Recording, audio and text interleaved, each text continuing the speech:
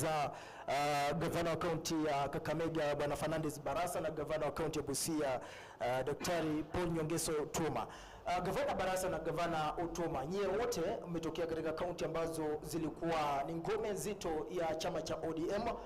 Wakati ule ikiwa katika mrengo wa Azimio, umeteuliwa katika tiketi ya ODM, umeteuliwa katika tiketi ya ODM. Ujio wa Sifuna ambaye pia mmoja ambaye amekuwa katika chama cha ODM. Je, Mheshimiwa Gavana Fernandes Barasa, ni mbinu gani ambayo unatumia sasa hivi wewe aswa katika kaunti ya Kakamega kuhakikisha kwamba chama cha ODM ambacho sasa hivi kipo ndani ya broad based government kinasalia na umaarufu, kinasalia na nguvu, ikizingatiwa kwamba Sifuna amekuwa katibu mkuu wa chama cha ODM na pia ametokea katika mkoa wa Magharibi?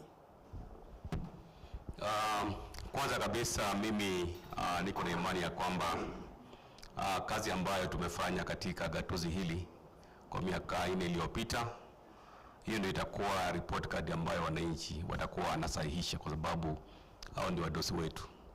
Na ukiangalia tangu kinara wetu mwanzilishi wa chama cha ODM baba fariki, yeye alitupatia mwelekeo kabla hajafariki, na tuko katika ile serikali ya mapana na maarufu ni broad based.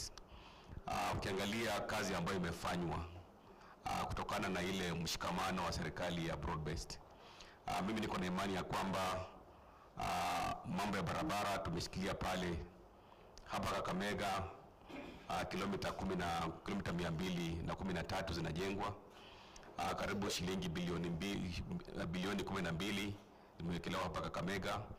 Mambo ya maji tumeona pia kutokana na ile broad based handshake, kazi inaendelea, stima inaunganishwa, stadium yetu ya Buhungu inajengwa, level 6 inaendelea.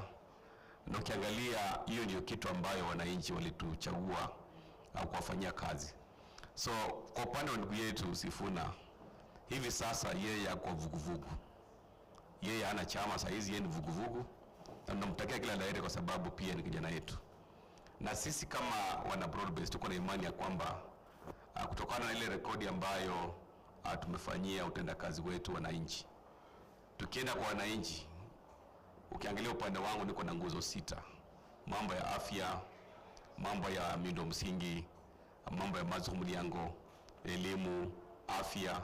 At least kila ward tutakuwa tunaambia watu mlinituma, nikasema nitafanyia hili na hivi ndio nimefanya.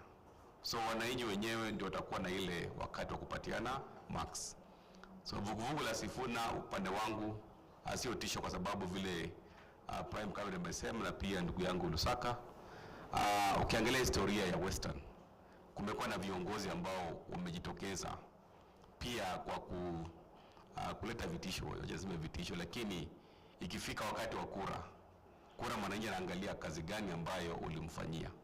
Na hiyo ndio agenda kubwa ambayo tuko nayo, na wakati huu pia tuko na wakati wa kuelezea wana Western wote kazi ambayo tumefanya. Asante. Naona mwenzangu Kalista Odanga alikuwa na swali, nitakuwa nampa nafasi. Karibu Daktari Paul Nyongesa Otuoma. Unahisi kaunti ya Busia kwamba chama cha ODM bado kingali strong? Asante sana. Vile umesikia, mimi nimekuwa katika hiyo chama cha ODM zaidi ya miaka 20. Juzi